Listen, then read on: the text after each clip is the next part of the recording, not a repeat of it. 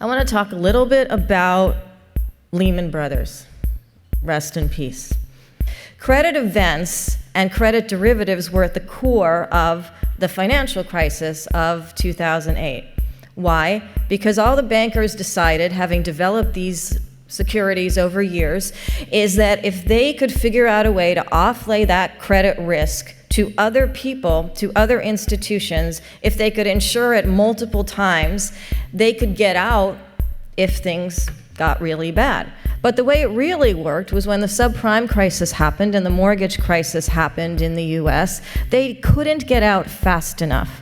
Because when liquidity goes away, when the market goes away on anything, you cannot get out. Lehman Brothers didn't stay alive. The bank I went to work for in London, Bear Stearns, also didn't stay alive. So that would be 2 out of 4 banks I worked for no longer exist. So one investment strategy, don't buy stock in a bank I work for.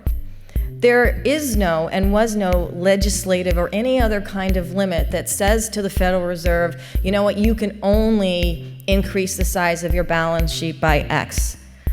We would think that 0 was a normal limit for interest rates to go to, but that's not even a real limit because we know that interest rates in Europe, interest rates in Japan are actually negative. If you inject what became about $22 trillion worth of capital, of created, fabricated money into the financial system, that's a big event.